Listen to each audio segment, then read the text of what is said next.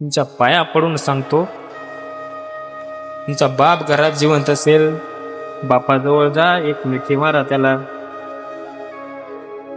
माणसं परत येत नाहीत बघा एकदा गेल्यावर. तुम्ही माझं कीर्तन ऐकलंय का नाही मी तुम्हाला सांगणार नाही.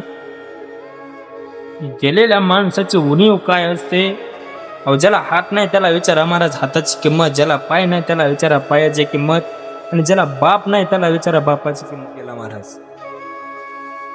पण बापावर कुणी कधी बोललंच नाही. लोकाला बापाचा राग येतो आणि येणं साहजिक आहे बघा. का सांगू, लहानपणापासून तुमची आई तुम्हाला म्हणते इकडे जाऊ नको बाबा मारतील, तिकडे जाऊ नको बाबा मारतील, गावात जाऊ नको बाबा मारतील, खेळायला जाऊ नको बाबा मारतील, फोन बघू नको बाबा मारतील. प्रत्येक गोष्टीला बाबा मारतील, बाबा मारतील, बाबा मारतील. बापाची नुसती गाडी जरी वाजली की पोरग लगेच पुस्तक काढून बसतो. मात्र बाबा आले भीती वाटते बापाची माणसाला महाराज. पण बापाचं प्रेम एवढं असतं लेकावरती लेकीवरती, तर प्रेम कधी कोणाला दिसत नाही. आपल्या पायाला ठेस लागू द्या महाराज, लगे आपण आई ग म्हणतो.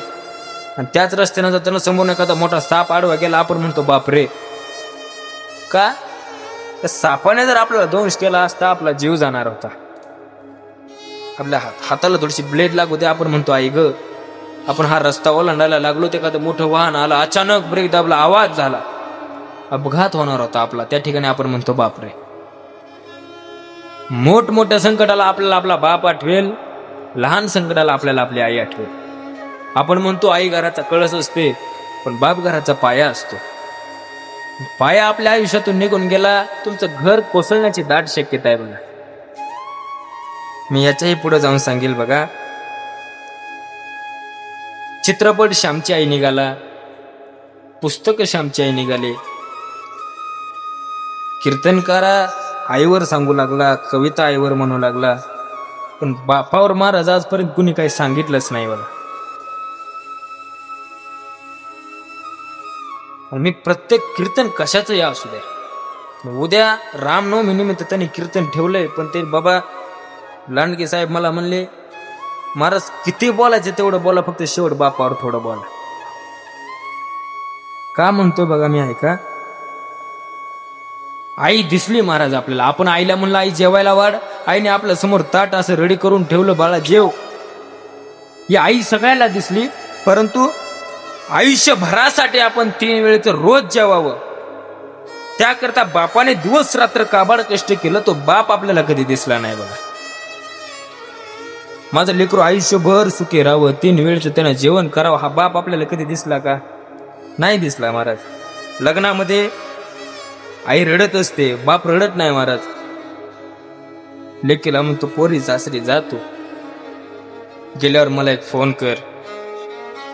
पोरीला वाट लावतो, पोरीच्या देखता रडत नाही. पोरी गावाच्या बाहेर गेल्याबरोबर घरात जातो, आतून दरवाजा लावून घेतो, तोंडावर उशी ठेवतो, ढस ढस ढस ढस रडायला लागतो, तो बाप असतो महाराज. बघा आपल्याला देवकी दिसली महाराज, देवकी कृष्णाची आई. हातात बेड्या होत्या, पायात बेड्या होत्या, गळ्यात बेड्या होत्या, तरी सुद्धा कृष्णाला जन्म दिला ही माय सगळ्याला दिसली. वसुदेवाने कृष्णाला डोक्यावर घेतलं होतं आणि घेऊन चालले होते महाराज. पाऊस चालू होता, खालून पाणी एवढं वाढलेलं होतं, टाचा वर केल्या होत्या, नाका तोंडात पाणी जात होतं, तरी फक्त एकच अपेक्षा होती की माझा लेक वाचावा, माझा कृष्ण वाचावा. ही जी भूमिका ज्या बापाची होती, तो बाप आपल्याला कधी दिसला नाही बघा. तुम्हाला आणखी सांगतो,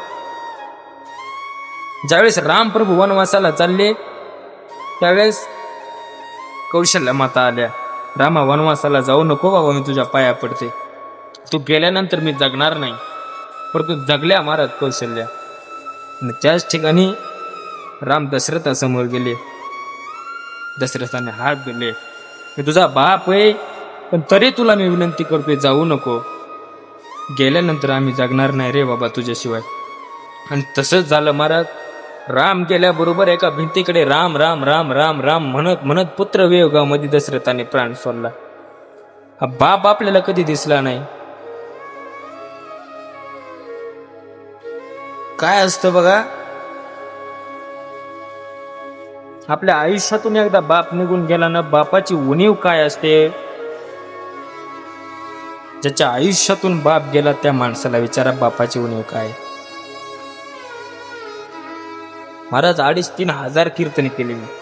प्रत्येक कीर्तनाला माझे फादर असे उभा असायचे कीर्तनात. आज 1.5 वर्ष झालं, 1.5 वर्षात माझे 100-150 कीर्तन झाले. प्रत्येक कीर्तनाला गेले की बापाची आठवण येते. कधी मला प्राण येऊ दिला नाही त्या माणसाने. सगळे रुपावळी, सगळं भजन बाप म्हणायचं. तू फक्त पोरा बोल, अभ्यास कर. हा बाप असतो बघा. आज कमतरता कशाची नाही. माझ्याकडे पोरं शिकायला आहेत 20-25 गरसुळीला. सगळं देवाच्या कृपेने, संतांच्या कृपेने चांगलंय. दिवसाला 2-2 कीर्तने करायलोय मी. पण ही सुखाचे दिवस पाहायला माझा बाप नाही, ची खंत वाटते बघा. लोक एवढं नवाजतात, एवढं नवाजतात. लोकांनी नवाजल्या याच्यात मला काही नवल वाटत नाही. माझा बाप जिवंत असताना बापाने एक थाप जरी माझ्या पाठीवर मारली असतील तर मला वाटलं असतं बाबा मी जग जिंकलं.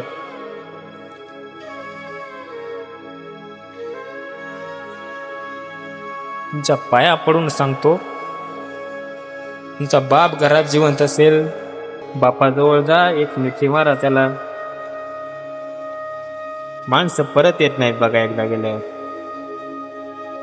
तुम्ही माझं कीर्तन ऐकलंय का नाही मी तुम्हाला सांगणार नाही. गेलेल्या माणसाची उणीव काय असते. अहो, ज्याला हात नाही त्याला विचारा महाराज हाताची किंमत, ज्याला पाय नाही त्याला विचारा पायाची किंमत, आणि ज्याला बाप नाही त्याला विचारा बापाची किंमत काय असते. आयुष्यात सगळ्या गोष्टी तुम्हाला मिळतील. बरोबर, जेवढा सुंदर सोहळा करायला लागले, तुमचा बाप, तुम्हाला बापानं कधीतरी फोन जरी केला, 1-2 रिंग मध्ये तुम्ही फोन उचला त्यांचा. फक्त 2 रिंग मध्ये काय नसतो, 2 शब्द विचारतो, बा कुठे आहेस बाबा, काय करायला लागलास, एवढंच विचारतो. मायासारखे हजारो माणसं बापाच्या एका कॉलची वाट बघायला लागले. कधीतरी त्यांचा कॉल येईल, कसं चालू आहे, कुठे आहेस, काय करायला, काहीतरी विचारतील महाराज. विनंती आहे बघा, घरात बाप जिवंत असेल, बापाची सेवा करा, माईची सेवा करा. ते माणसं परत येणार नाही. आपला वेळ झालाय. तुम्ही लोकांनी मला बोलवलं त्याबद्दल सर्वांच्या अगदी मनापासून आभार मानतो. पुरुष मंडळी असतील, महिला वर्ग असतील, साऊंड सिस्टीमवाले असतील, सगळ्यांनी गोड साथ केली त्याबद्दल सर्वांचे अगदी मनापासून आभार मानतो. वेळ झालाय. तुम्ही सुंदर सोहळा एवढा केला त्याबद्दल तुमची